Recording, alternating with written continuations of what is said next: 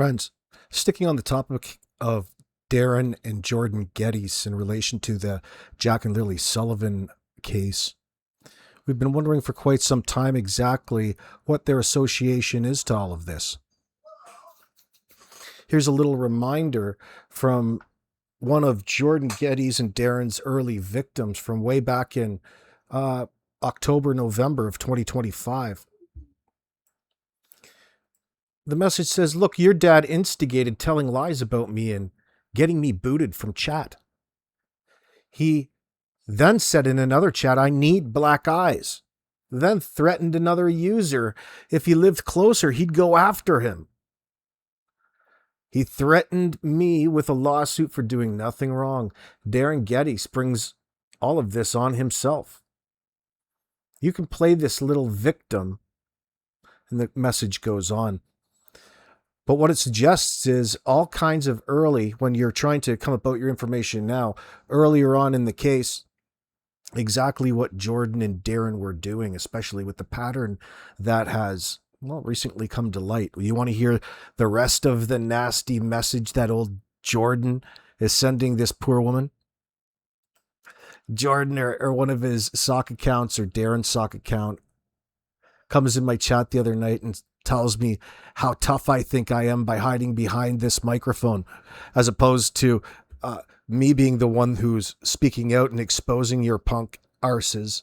And it's you coming in my live chat pretending that you're the tough guy. I'm right here, boys.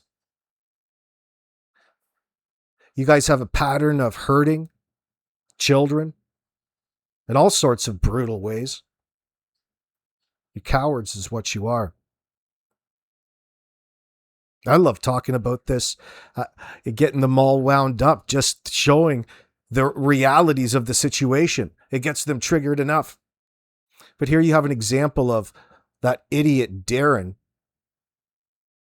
early on trying to influence, threaten people, targeting them in live chats. Friends out there, if you're ever in my live chat, if you're ever getting messages, they're always constantly trying to associate your account with your Facebook name so that they can send you crazy little messages like the one you're about to hear me read right now. Don't be intimidated by these cowards. Not at all. Jordan, you're terrified to even go to work. You've got to take days off due to stress. Stress that you claim that all of these other random strangers are participating in against you. That's a claim that comes with no examples. We're talking about all of the actual, well, facts, the reports that are coming in. We're trying to figure out the truth, figure out the facts. You think that you would be way more interested in what happened to those kids than most. But you want to claim it's none of your business. There's many reports out there, and the words on the street, people are talking. And there's evidence for Daniel bringing Jordan into this, which at this point is a saving grace. But when it comes to Darren, he's up in this neck high. It's not Jordan involved in Darren trying to speak out for him or do anything when it comes to what's best in this situation for, well, the Jack and Lilly investigation. This little game, and that's what it is to all of them in that circle who get in front of the RCMP and beg them to bring this case to some sort of closure for them. Each and every one of them are actors. The more that you find out about the reality of the situation, the more it comes to light. The more it reveals itself. Let me read you this famous message, the one that got shared around way back in November. You've probably forgotten it. It looks a little bit like this. You see Jordan Geddes in the top. There's 1, 2, 3, 4, 5, 6 shots all together. Some attempted calls.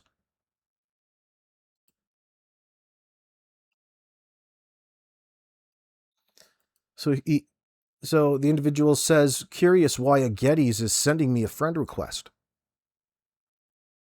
Jordan's response is, because you are effing, see you next Tuesday, moronic, the R word, bitch. Well, that's a fine hello, isn't it? Talk about something and someone you have no clue about, no spelt Know, that you have no clue about. We can definitely say that your spelling is atrocious. Why don't you turn your spell check on? It might help you. That might help your old thinker remember. Talk about something and someone you have no clue about. Dumb, ugly, F-bomb. Oh, so disrespectful, J-Dog. People like you deserve karma, and that's what you'll get. Oh, no, that's old Jordan here putting himself in a position of dishing that out and threatening the things that he's going to do to them because of what a bunch of strangers formed their opinion over him based off of what. So instead of revealing yourself through the truth or fixing any scenario like that, he carries on with this attempted threats and intimidation, including against witnesses, anybody speaking out or talking about, well, the Jack and Lilly Sullivan case. Him and Durwood have been engaged in this behavior since the very beginning of this case. Mike and Anita talk about it all the time. It's what people need to talk about. There's so much to talk about when it comes to the relationship between Daniel and Janie and Durwood and Jordan and Malaya and all of this. Mm-hmm. Now, was it Daniel? Was it Darren or Jordan?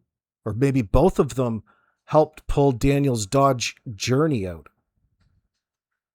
The Dodge Journey that Daniel, before the cadaver dogs came, went and scrapped at Jordan's neighbors right beside the sawmill that they both used to work at together. Such a bizarre thing that your entire family, well, not your entire family, but many of the Mackenzies work at that sawmill. You work at the sawmill, Daniel, or you used to. Jordan works at the sawmill. And then old Jordan has all of this wishy-washy back and forth, made up nonsense about his rationale and reasoning when he met you, how long he's been in your life. He's done one thing consistent throughout, and that's lie. All right? When Jordan was pressed by Mike about what Jordan claimed to be upset about, which was initially that report that stated that Malaya and Daniel and the kids were there in the driveway on Thursday, I believe. And in Jordan's raging statement, he responded, "No, you idiot, it was last Thursday." As though it was, he was admitting to, yeah, there's credibility to the statement, but you're screwing it up. It was last Thursday, not the Thursday before the kids were reported missing. What a bizarre thing to say if you're so upset at this report from a neighbor near you to police. Same neighbor probably got you hemmed up for those, all of that cache of weapons that they came and seized from your home. Why don't you send me some threatening shots of your katanas? Give me some ninja poses. You're like your own little Pokemon, Jordan. What a freak. Make sure you dress up like Tupac in that Kevlar vest of yours. Put that on when we're going to street beef, boy. I'm going to come give you a fade. I mean, cut your hair. I'm going to give you a fade, boy. Oh, shit. Oh, so Jordan says, people like you deserve karma, and that's what you will get. Oh, boy. You're going to be handing all of that out, are you? You're so outraged over what again? Let's see. He's upset over nothing. He's upset because his daddy's slapping him around, trying to get him to do all of this foolish behavior on his behalf. Another layer, a layer. Jordan, we got to work on you a little bit more. You're going to have to turn on this crew. There's nothing left but prison. Somewhere deep down there must be a sliver of a conscience. You know things aren't right. We've got that out of you, Mike and I, when we talked to you. You know, you compromised from your script, from your story that was instilled in your mind by your daddy Durwood, Darin Geddes. That booze nose freak, and he is a booze nose freak. You really hate your daddy. Especially when he gets you drunk, slaps you around. That's disturbing. Do you need a crisis intervention there? We should probably get a hold of some 1-800 numbers for you. Maybe you can call and talk to a therapist over the phone. At least you could use it in real time as a defense. If your dad's getting that outraged about all of the lies and the things that you need to go along with when it comes to the things that you're going to believe and say in the public regarding Jack and Lilly and the events that week and the reasoning as to why, well, those questions will arise. So Jordan says, call my father and child unalive or my friend and me. That's what we're saying. Potentially, that's what you're looking at. You're getting mad, Danny, or Jordan. You're getting mad about it. But the more that you get mad about it, and the more time goes on, the more that you look guilty and suspicious in exactly that. Why are you so mad about what's otherwise obvious to anybody with a normal, rational mind?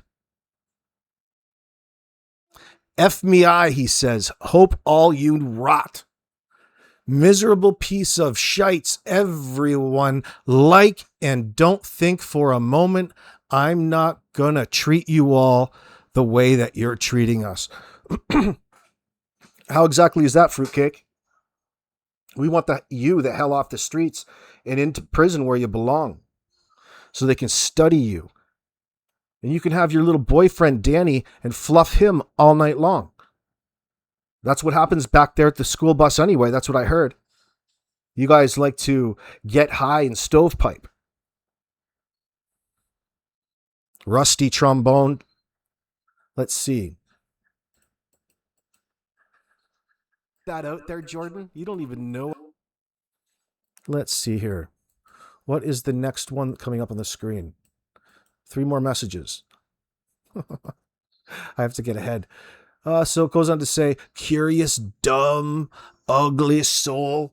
You do have Greta Garble shit syndrome. Disgraceful. Jesus. And you're pounding her with a phone call. Jordan says, I'm going to harass every one of you. Yeah, all of this is illegal there, Jordan. Jordan, you can't retaliate like this. People can say what they want about you. Why don't you go get yourself a YouTube channel and upload and comment so we could all gather a lot more intel on you? Let's talk. You got all kinds of YouTube accounts. Why don't you upload some of your fancy drumming out there? Why don't you hit me up with the bongos? Why don't you play us a tune? Let's see. The same way you are retarded accusations and assumptions haunts. You're barely literate there, Jordan.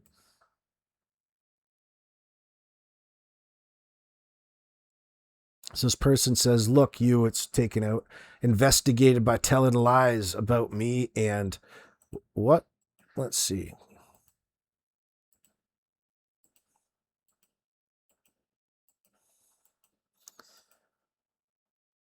Oh, look, your dad instigated by telling lies about me and getting me booted from chat. He then said in another chat, I need black eyes. Then threatened another user if he lived closer, he'd go after him.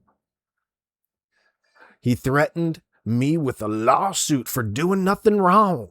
Darin Geddes brings it all on himself. You can play this little victim. Oh, yeah. It's just getting good. We're just getting to find out exactly why these people are associated with it. Friends, all of the answers are coming. What's the reasoning for your bizarre behavior, boy? And you, Kent, you're in the mix with old Darin Geddes.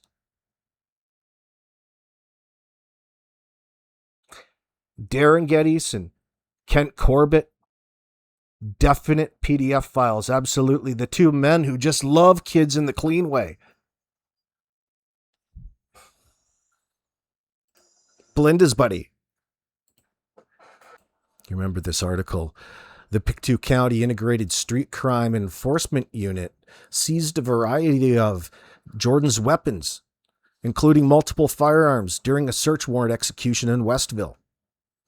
Way back on April 14th, 2026, officers attended a home on Foxbrook Road as part of an ongoing investigation.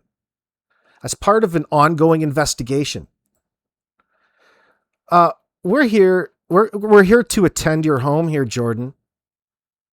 Jordan. Now, is that Jordan's mom's house, or does that just mean specifically the school bus? It's a shithole. Aside, well, Jordan's mom keeps it halfway decent, but she can't help how they mistreat the property. As part of an ongoing investigation, the ongoing investigation into Jack and Lilly Sullivan. See, there's an end, or they could have extended that as part of an ongoing investigation, but they cut it off. They took out and as part of an ongoing investigation, the Jack and Lilly Sullivan situation. This is where all of this stems from. The PCI SCEU led the search warrant executing a search warrant, boy, with support from Nova Scotia RCMP Police Dog Services, Westville Police Service, and Stellarton Police Department. Big shout out, guys and gals. During the search, investigators seized several firearms, as well as prohibited and restricted firearm accessories and ammunition. Officers also seized crossbows, other weapons such as swords that are considered dangerous to the public, and body armor. A 33-year-old Westville man was arrested. The man was later released on conditions pending a court appearance scheduled for July 13th. Do you remember what it looks like? Oh, yeah. I don't believe you'll be getting any of those back. Jordan Geddes, you've proven yourself to be just as much of a liar as your dad, Darin Geddes. And you're all lying on behalf of Daniel and Janie.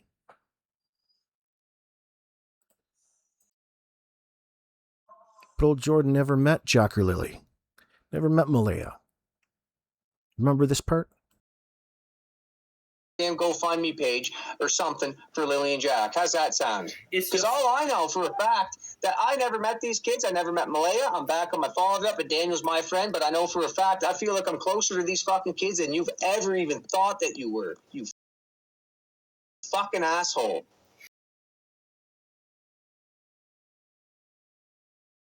Major leakage right there.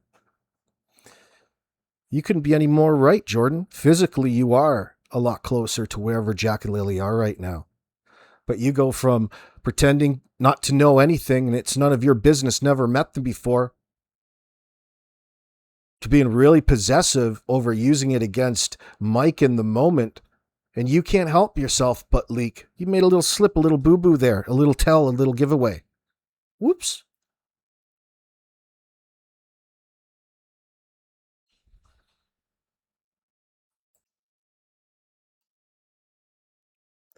The statement itself, I quote Jordan, because all I know for a fact All I know for a fact that I never met these kids.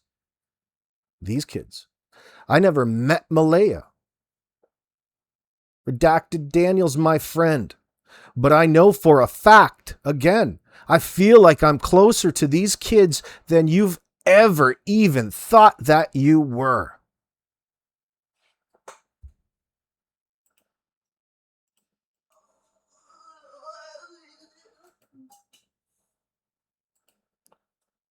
This closeness claim may unconsciously reflect real entanglement in the broader circle or events rather than pure empathy for the kids. I'd say. Suggests far more proximity and opportunity for the ongoing contact between Jordan and Danny, especially the mention that Jordan stated in the interview or in the conversation with Mike. He claimed 4 to 5 week gap before Daniel showed up in the yard.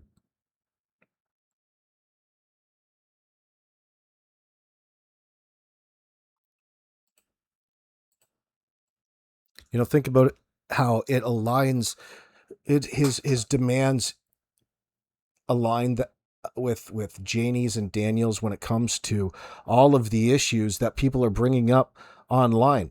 They're actually not really existent. Everybody's talking specifically about the information at hand. Okay, you're desperately wanting to persuade people that you're constantly under attack and a recipient of death threats. All ridiculous.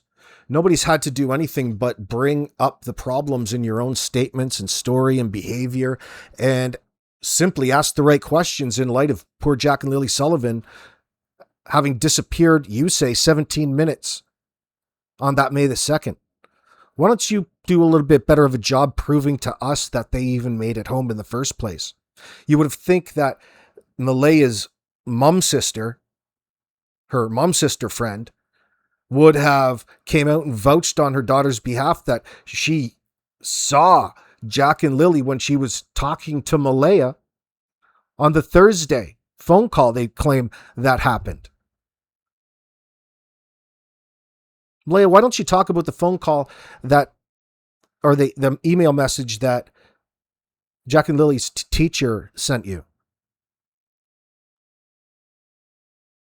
All kinds of things that we really need to focus on and explore further.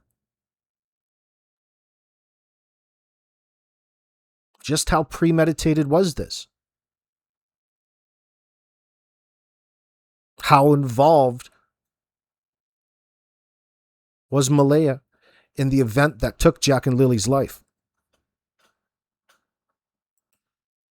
Why is and was Darin Geddes placed in the forefront by way of...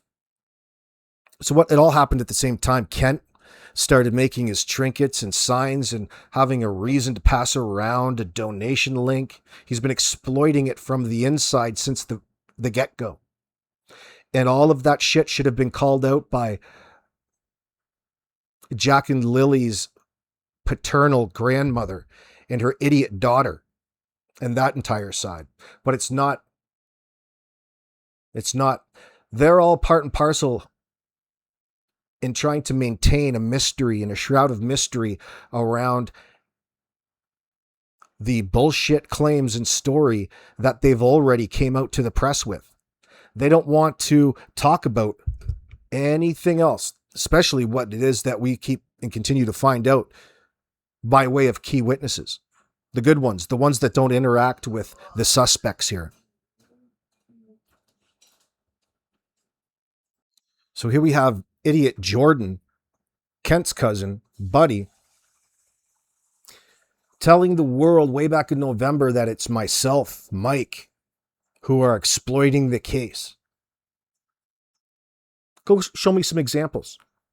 All of our money needs to be donated to them because they're the subject matter rather than this actually being a real legitimate emergency. This is a hoax and they're playing victim. All right.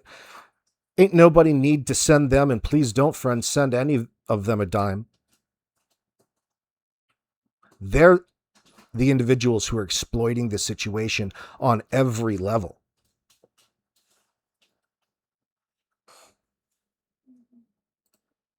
whether it be from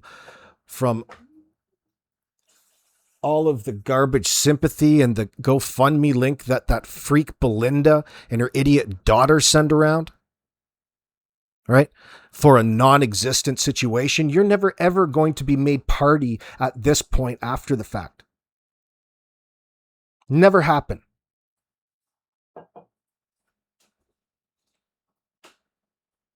You should have been a little bit more concerned about the kids when they were alive.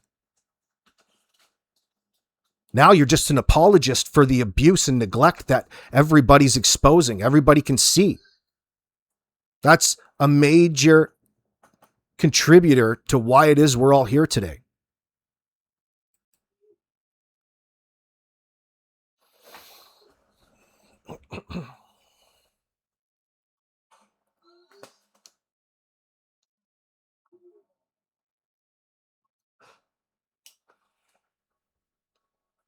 So let me talk a moment about why it is that this it seems to be this faceless hate towards Anita when it should be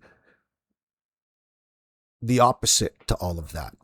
It's because a person like Anita in all of this, especially someone who was legitimately concerned and speaking out against the suspects, comes publicly and exposes just how deep this goes and how degenerate Cindy and her family is. And it goes right over to Cody and how degenerate her, Belinda, Chelsea, the whole lot of them are. All right. Anita's a person who can speak against that in with an accurate tone. She knows all kinds of intimate personal things, especially about the anatomy and the circular family trees of these lot. Excuse me. They're a danger to the bullshit narrative that they're trying to present, whether it be through PBMH, their idiotic, stupid Facebook groups, their grooming sessions up there. And it all comes down to getting you to believe that they need support in certain ways because of all of the crap that they've been instilling in us little bit by little bit. It's just farther away from, for them. Their stories are so far away from the truth, even in the way that they tell them. It doesn't make any sense. They don't want to correct themselves. No, they want you to just look over it and take them at their word and believe them because they're begging you. They wouldn't be here. They wouldn't lie to you. They don't even know they don't know. They have no other choice.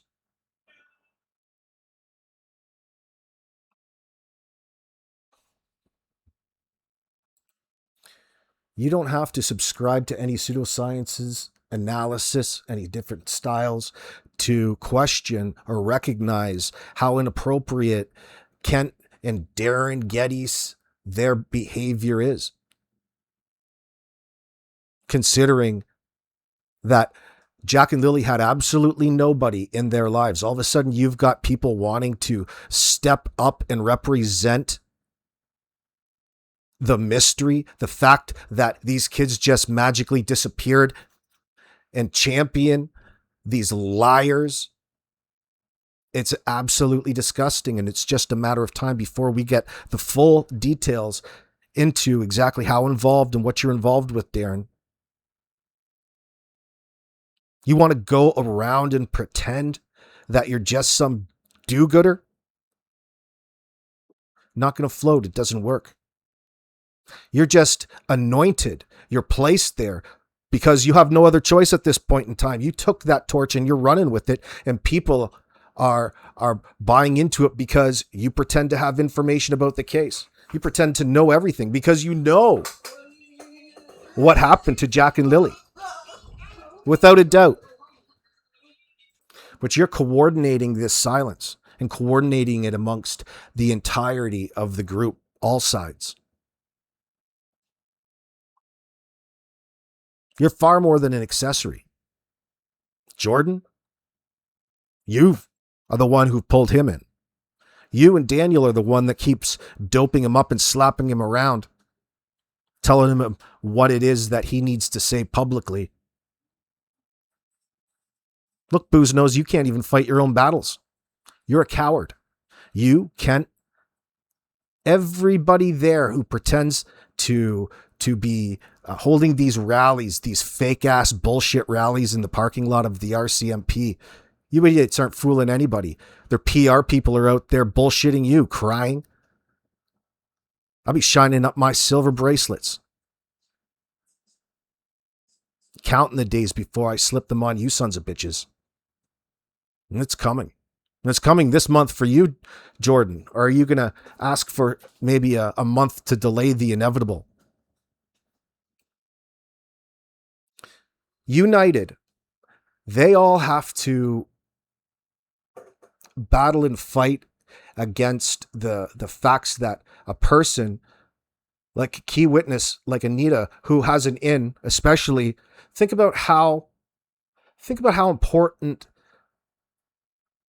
of information that Wade stated in his conversation that he was unknowingly recorded with Wade, or with Tint, excuse me. Doesn't matter about that. Let's focus on the information that was shared. That gives us an in and tell.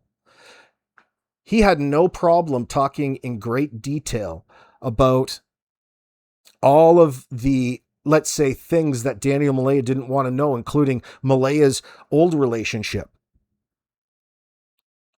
Belinda, why didn't you help Cody take out those 200 bags of dirty fucking diapers? Why did it have to be Wade, I wonder? Anyway.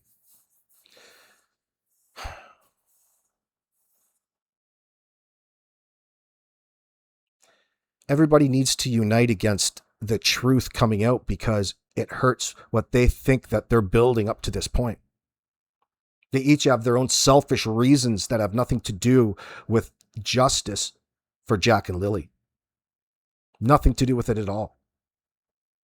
They want to paint a picture in your mind and have you lose interest over time and go away. They want to maintain the story and the facade and feel better about themselves. Their primary interest and what bothers them the most are what a few people that they can ignore and go on about their life are saying about them, as opposed to their own consciousness and paranoia. They don't like getting reminded about the nasty fucking things that they did to poor Jack and Lilly. And that's exactly what we're going to continue to do. That's until the RCMP Major Crimes Unit slaps those silver bracelets on you sons of bitches. And it's coming. We continue to gather all kinds of fantastic information in the background. So much so, we have to worry about the things that we say because it's quite obvious that once you get to a level of getting to know the objective timeline, you don't want to ruin what could potentially come ahead. And that's how much faith I have in the information that people are sharing about it. Talk to you guys later.